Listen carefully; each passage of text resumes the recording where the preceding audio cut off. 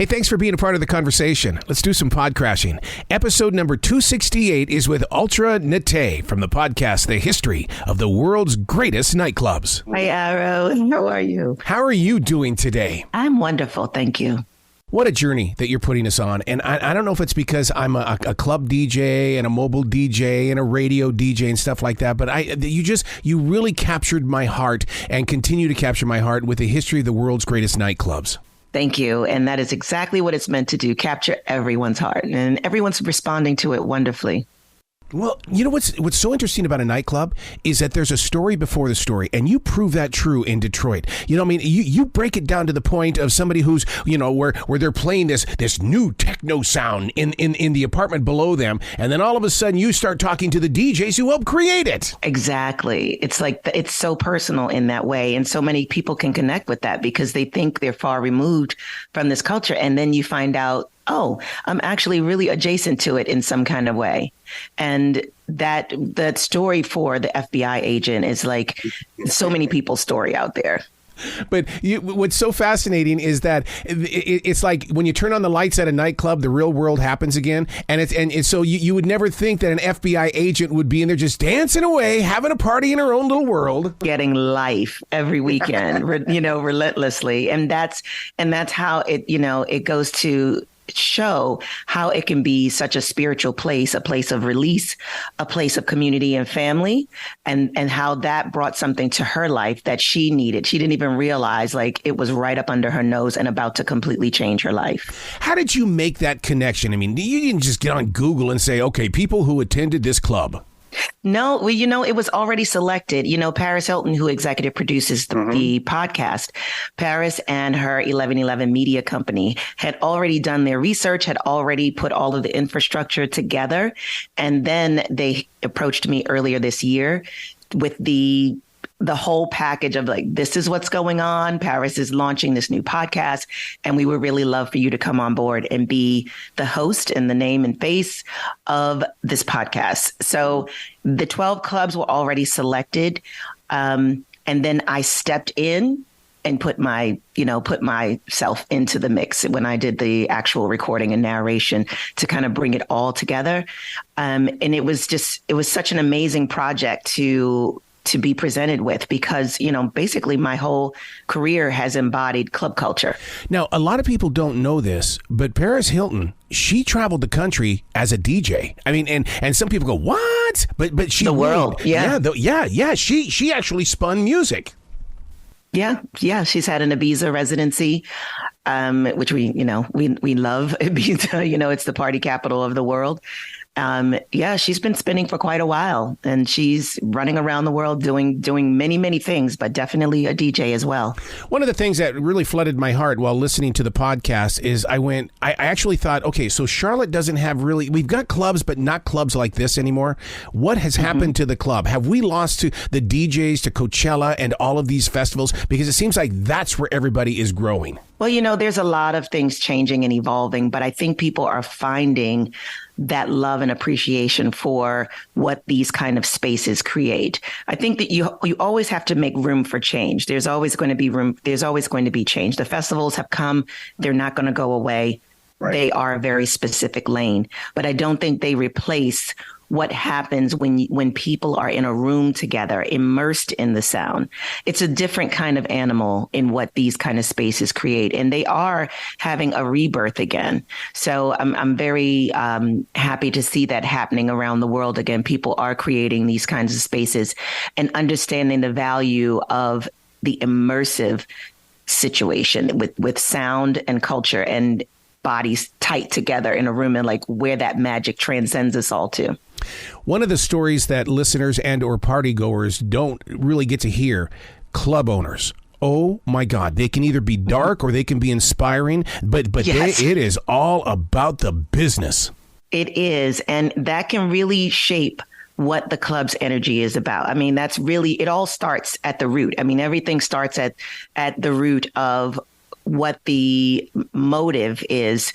And if it is an owner who has a love for music and a love for creating a space, the intention of creating a space that's going to bring a sense of community and bring an evolution to the culture. and not completely money driven and just how do I eliminate the experience and just get the bag, then yeah, you're going to have that kind of energy, and people are going to feel like they're transient and transactional in a way. When you have a club owner that approaches it with a love for the scene and the music and the culture, you're going to feel that in the way that people have a sense of community built around that space. One of the things as spinning music in a nightclub, I love filling a floor, and I would put a slow song on because I like seeing people together, because I thought that's what dancing was all about. It was about doing things together. And the club owner came up to me and he goes, I am here to sell alcohol, mister. If you play another slow song, you're done. Yeah, well, that's pretty apparent where that was from. And again, there's room for everything because people are looking for different things. And there is a business involved in, club culture. Mm-hmm. So it really depends on the space and the energy around it. But the difference. When you're in a space where people really care about the music, and really caring about the music and the culture doesn't mean that the owner can't sustain a living, because we can't create the space and keep the space going for our culture if the owners are not making money some kind of way.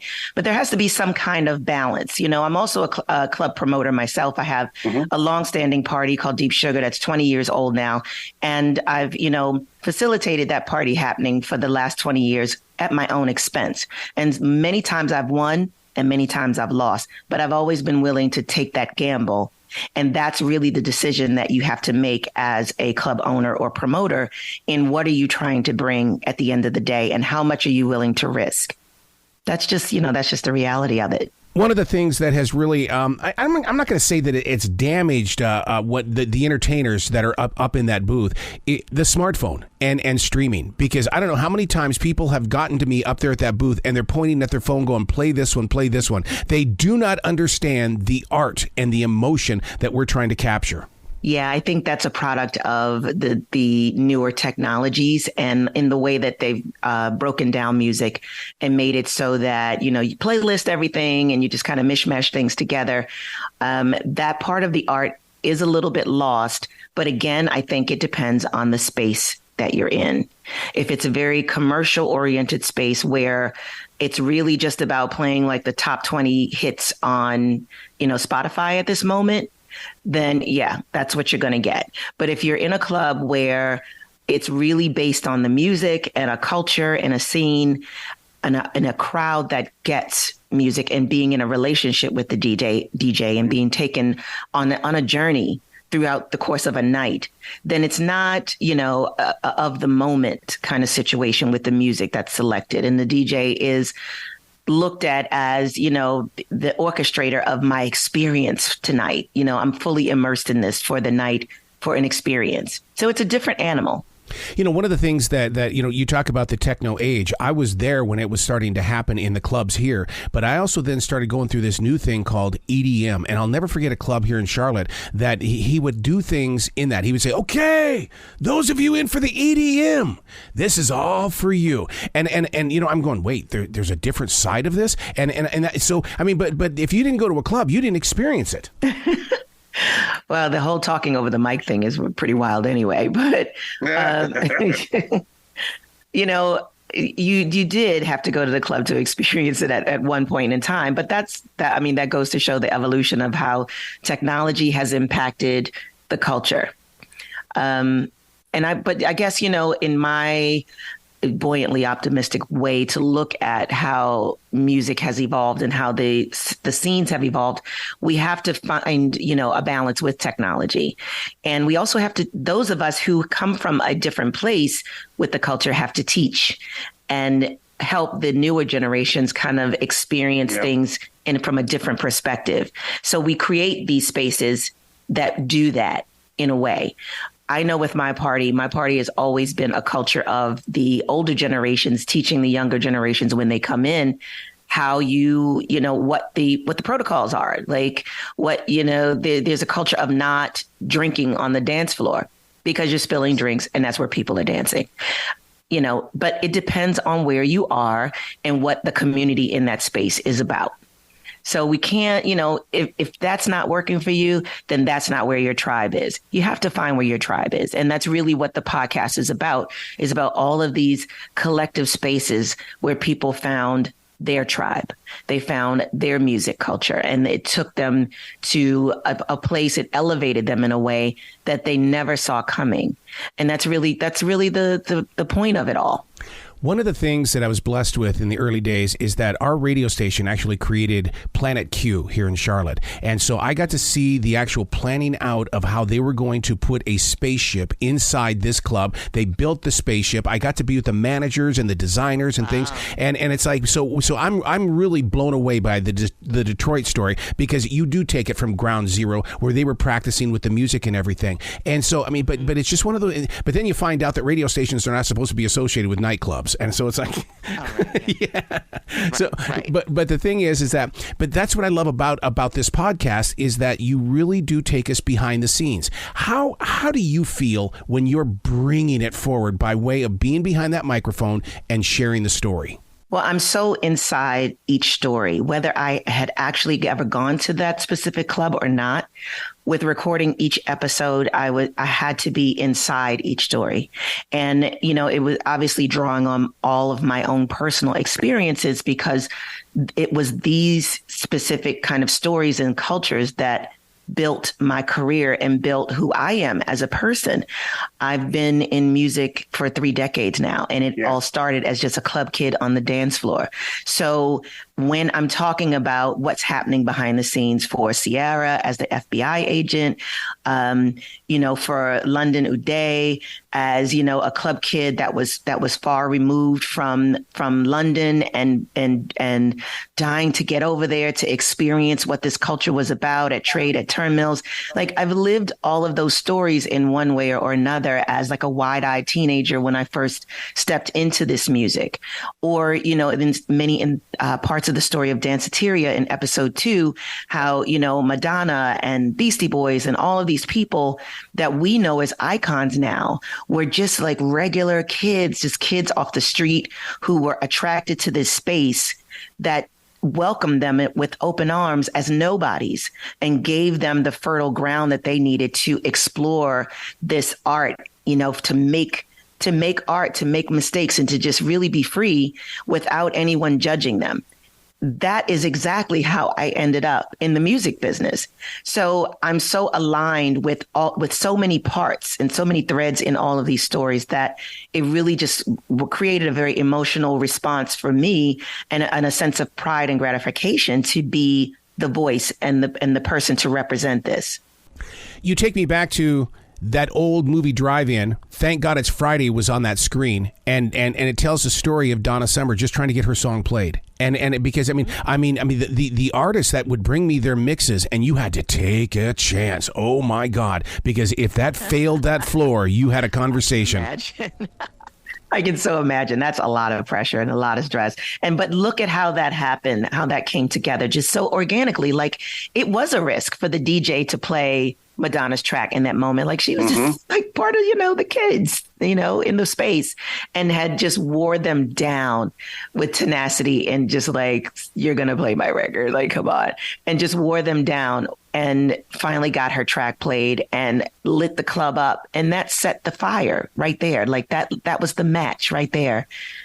It's so amazing to have that kind of backdrop story, to really personalize it in a way that people can connect with that innocence, that age of innocence for her and her career, and just how everything was so organic and raw in these spaces, that they were basically like little solar systems being built, by like planets clashing together. It was, just that raw and real. And that is my story as well, of falling into the music business, really, by just like creating a song on a lark and a DJ playing it because he loved it. Nobody knew who I was, never heard the song.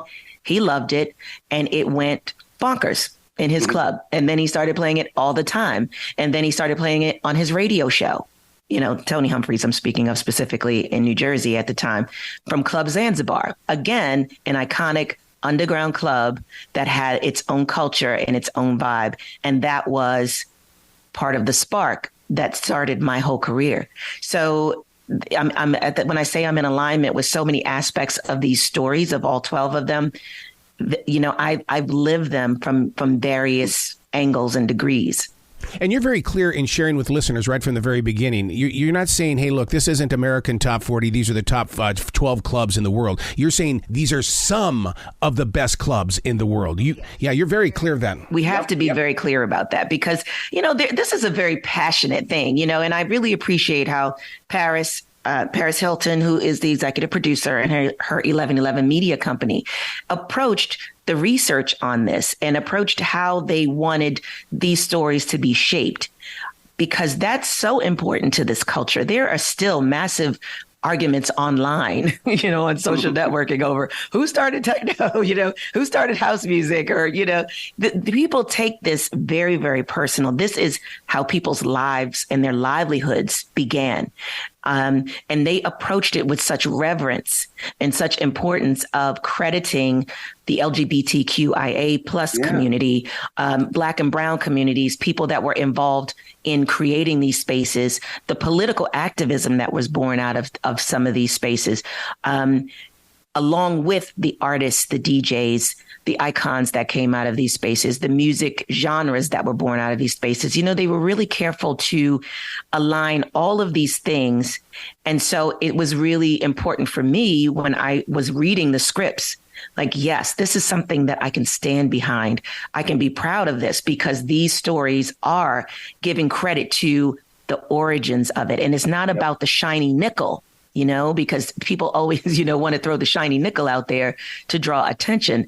That's why this is a history account and a love letter, a deep dive into how this story, these scenes have impacted all of us to create what we now see as these shiny nickels everywhere.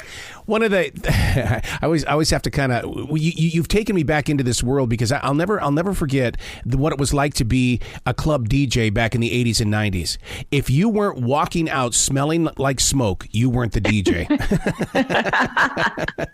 I feel for you, babe. That was always the hard part. Oh my God. I always thought I was going to get cancer all because I was the DJ. I feel for you.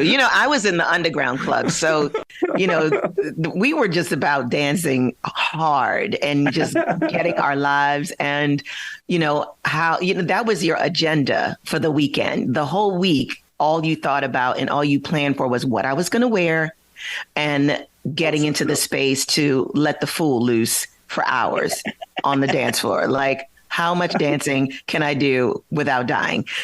That was always the agenda for us. So no one was going to go smoke a cigarette. We would occasionally leave the floor to go drink or dance or, whatever. But it was really centered around dancing and the culture of spirituality, because for us, it was like church. Going to the club was like church. People used to go to the clubs to find love, to find community, to find their tribe. It's a lot of layers all out there. And when that music starts and you're in a great sound system and immersed in a moment, all of your fear, all of your anxiety, all of your stress, all of that kind of melts away. And you're just really locked in this moment of magic. And it's so transcendental. And that's really what we're trying to convey with each story, for people to really feel, to be transported into that space where they feel how transcendental this culture can be when all of those elements come together.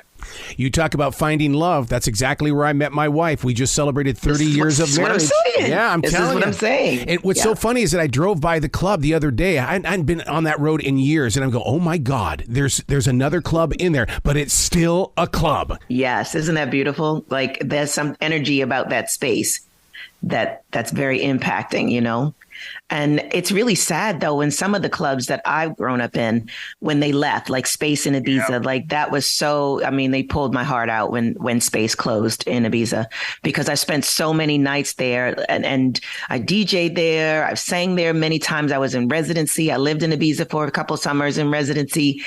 And it was a huge sense of community. And that particular club was a shiny nickel, but it was always based on the culture and the love of music and the love of community. And people from around the world went there, and it was everything to so many people. So there is a huge emotional aspect to our relationships with these spaces. Wow. Well, once again, you're brilliant when it comes to this. The history of the world's greatest nightclubs. You got to come back to this show anytime in the future. The door is always going to be open for you. Thank you. I would love to. Absolutely. Well, you be brilliant, okay? Absolutely. And thank you so much for all the love and support on the podcast. You bet. Thank you. Hey, Arrow. Yes, Arrow, sir. before you go, I got a quick story for you and Ultra. I was DJing at Voodoo Lounge in the early 2000s, like 2002 through 2006. Yeah. And so we had gone out for my friend's birthday in Times Square. I think it was Carmine's or Tony DiNapoli's or whatever. It doesn't matter. But anyway, so I left there, a little bit early to get to the club to get all set up and everything. And then all my buddies were coming over to the club as they always did every Saturday night. And so when my buddy Ian walked in, whose birthday it was, his favorite artist is Frank Sinatra. Oh, boy. Okay. And his favorite song is The Summer Wind. So I said, all right, I got to do something special for my boys. So I I cut the song, whatever hip hop or dance song. I think it was a hip hop song. I think it was like playing LL Cool J or something like that. And I stopped the song. I put on The Summer Wind as he walked in. And everyone, like all the club owner standing there, he's looking around, looking at me like I'm crazy. Yeah. Everyone, the bouncer, everything. Everyone on the dance floor that was just dancing to Around the Way Girl started dancing to Summer Wind. Wow. That's it. Yeah. And not in a one of them nutshell. left the dance floor. Not one of them left And there the you dance have it. floor. That's the power of music. See- you can never assume. Like, look at that. Yep. Everyone was locked in it. That's the power of this podcast, because you're going to get people to start conversations about their memories. Absolutely. And make new memories. There will That's be what people music's ready all to about. make new memories. And they're going to want to get, like, now that they have an understanding of all the facets, they're going to, approach clubbing with a whole new, with an open eye, with a whole new respect and idea of like what this is or what it can be. And that's what music's really all about, guys. Absolutely. And it has to be there for the history anyway, for posterity. Yeah. This information needs to be out there and contextualized in this way for the generations. Absolutely. Oh, Bill, I'm sorry for taking too much time, but I love talking to you're this the girl. last station. That's why I did it. You're the last one. No, you were great. It was great. You were fine. Well, you have a great day, you two, okay? Thank you so much, Ari. You have a wonderful day. Have a good weekend, Howard. Talk to you Monday.